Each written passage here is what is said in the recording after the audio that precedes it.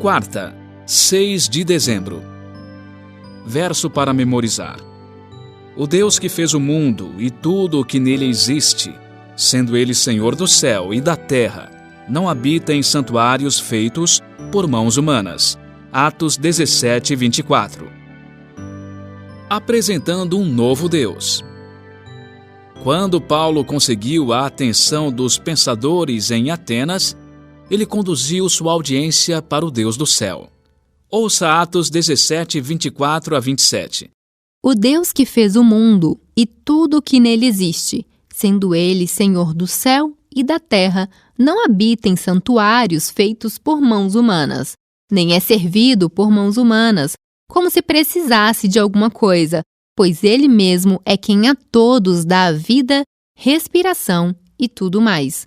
De um só homem fez todas as nações para habitarem sobre a face da terra, havendo fixado os tempos previamente estabelecidos e os limites da sua habitação, para buscarem Deus, se porventura tateando o possam achar, ainda que não esteja longe de cada um de nós.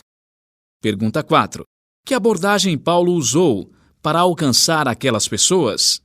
Para um povo que se importava com as coisas espirituais a ponto de construir um altar para um Deus desconhecido, as palavras de Paulo eram intrigantes. Um Criador que não vive em um templo não precisa de nada dos seres humanos, mas supre as necessidades humanas. Para uma cultura imersa na mitologia grega, na qual os deuses eram imprevisíveis, egocêntricos e cruéis, a ideia de um Deus como o que Paulo descreveu era um pensamento maravilhosamente intrigante. Assim, os homens do Areópago deram seus primeiros passos em direção a um Deus de amor. O fato é que esse Deus, que eles não conheciam, podia ser conhecido. Na verdade, ele quer ser conhecido. Paulo, provavelmente, falou mais tempo no Areópago do que apenas as poucas palavras que Lucas relatou. Por uma questão de espaço, talvez, Lucas tenha resumido o discurso do apóstolo. Se isso é verdade, é provável que Paulo tenha detalhado mais os conceitos que lemos até aqui. Vamos dividir o discurso de Paulo em conceitos. 1. Paulo elogiou a consciência espiritual e a sinceridade deles. 2. Mostrou que tinha estudado a crença deles e encontrado algumas coisas que respeitava, a partir do que tinha aprendido. 3. Contou sobre a descoberta de algo que eles admitiam não entender. 4. Partilhou o aspecto de Deus de que precisavam desesperadamente. Deus existe, ama todos os seres humanos e não está distante deles. 5. Advertiu sobre o que significa rejeitar conhecer o Deus que não conheciam.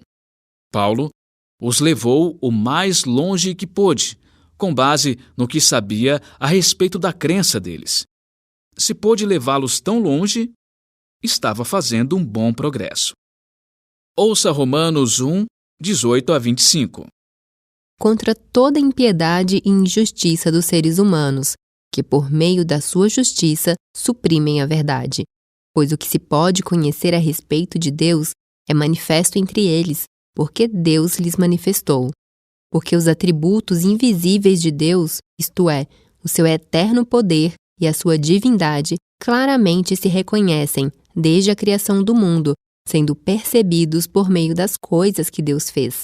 Por isso, os seres humanos são indesculpáveis, porque, tendo conhecimento de Deus, não o glorificaram como Deus, nem lhe deram graças. Pelo contrário, se tornaram nulos em seus próprios raciocínios, e o coração insensato deles se obscureceu.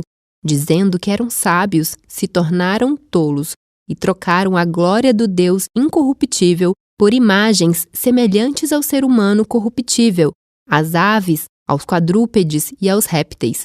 Por isso, Deus os entregou à impureza pelos desejos do coração deles, para desonrarem o seu corpo entre si. Eles trocaram a verdade de Deus pela mentira, adorando e servindo a criatura em lugar do Criador, o qual é bendito para sempre. Amém. Em seu argumento, Paulo recorreu ao mundo criado e ao Criador.